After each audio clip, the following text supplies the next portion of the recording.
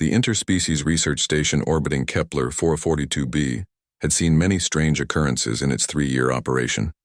But nothing quite prepared the crew for the day Lena lost her sunglasses.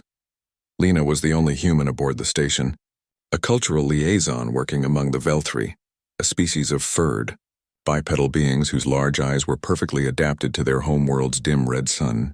To them, Earth's bright yellow star was almost mythologically intense, and anything from humanity's sun-drenched world carried an air of dangerous mystique. So when Lena's sunglasses went missing from her quarters, she thought nothing of it. She'd misplaced them before. She'd find them eventually, wedged behind a data pad or tucked into a jacket pocket.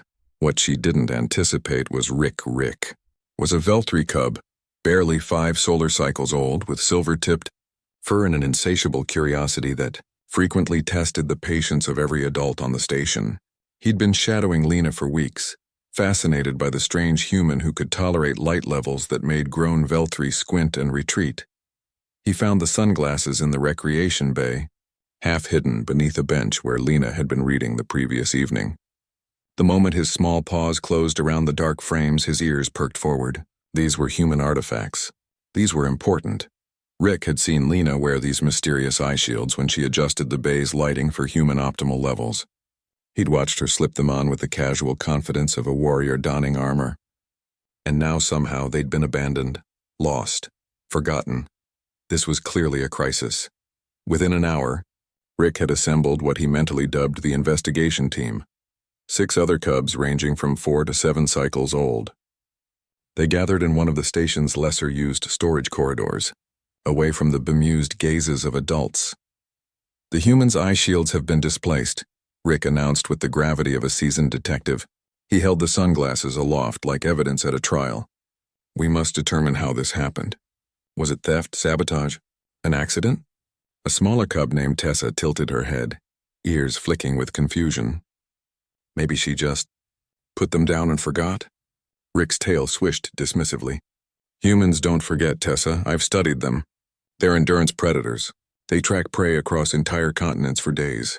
Their brains are optimized for pattern recognition and spatial memory. If Lena's eye shields are missing, there's a reason." This logic, however flawed, was enough to convince the assembled cubs. They were off. The investigation began in Lena's quarters. The cubs bypassed the door's security with alarming ease. Rick had learned the override codes by watching maintenance crews and spread throughout the small living space like a furry tactical unit. "Check, under the sleep platform," Rick commanded. "Searching the waste recycler." Another cub called out, "I found her spare clothes," Tessa announced, holding up one of Lena's t-shirts with triumph. "This could be a clue." Rick examined the shirt critically. It bore a faded image of something called a Golden Gate Bridge and text in human script. "Bag it," he said seriously. "Everything is evidence until proven otherwise." They moved through the station like a miniature investigation squad, their small forms slipping through access panels and ventilation shafts that adults couldn't navigate. They questioned other crew members with surprising intensity. "Did you see the human yesterday evening?" Rick asked a bemused engineer. "Was she acting suspicious? Distracted? Worried?" "She seemed fine," the engineer replied, whiskers twitching with barely suppressed amusement. "Seemed fine," Rick repeated, as if this confirmed his darkest suspicions. He made a note on a data pad he'd borrowed without asking. The cubs discovered that Lena had visited the recreation bay, the hydroponics lab, the mess hall, and the observation deck within the past 24 hours. They treated each location like a crime scene, sniffing around for clues and occasionally pocketing small objects they deemed significant.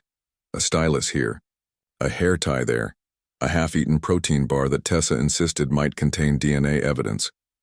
By mid-afternoon, station security received 3 separate reports of small furry operatives conducting unauthorized searches. Commander Vorth, a no-nonsense Velthri with graying fur, finally intervened. "Rick," Vorth said, cornering the young cub outside the engineering bay, "what exactly are you doing?" Rick stood at attention, clutching his data pad. "Investigating, sir.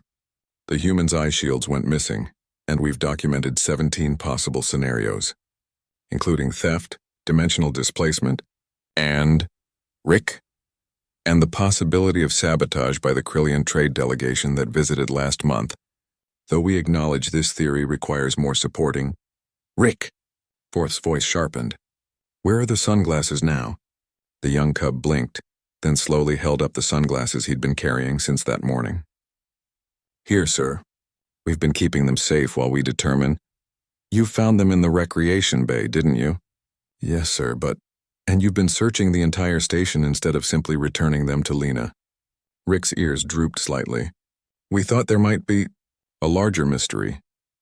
Commander Vorth brought Rick and his investigative team to Lena's lab, where the human was working on translation algorithms, completely unaware of the chaos unfolding throughout the station. Lena, Vorth began, I believe these young investigators have something for you. Lena looked up, surprised to see 7 cubs standing in a nervous cluster. Rick stepped forward, holding out her sunglasses with both paws. We found your eye shields, he said formally, and we conducted a thorough investigation to ensure no foul play was involved in their displacement. Lena took the sunglasses, her expression shifting from confusion to barely contained delight. You investigated my missing sunglasses? Yes, ma'am. We documented 17 scenarios, interviewed 12 witnesses, and collected evidence from 6 locations. He gestured to a bag Tessa was carrying, which appeared to contain random items from around the station. We determined that the most likely explanation is accidental displacement due to standard recreational activities. Lena bit her lip, clearly trying not to laugh. That's very thorough. Thank you, Rick. The cub's chest puffed with pride. Humans are endurance predators with superior tracking abilities. We couldn't let your eye shields remain missing.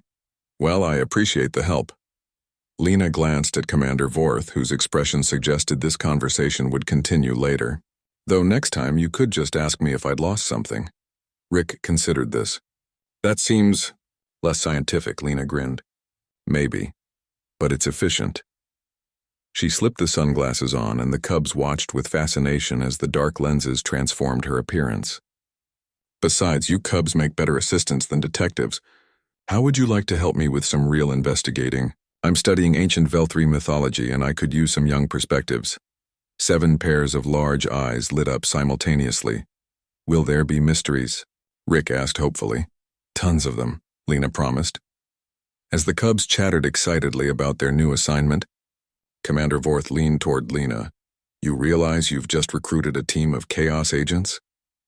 Lena watched Rick already organizing his team into research positions, her sunglasses now safely perched on her head. Yeah, she said with a smile. But they're dedicated chaos agents. That's got to count for something. And somewhere in the station's logs, a security officer made a note. Human items are now classified as station-wide events. Recommend preemptive protocols for future incidents. The cubs, meanwhile, were already planning their next investigation.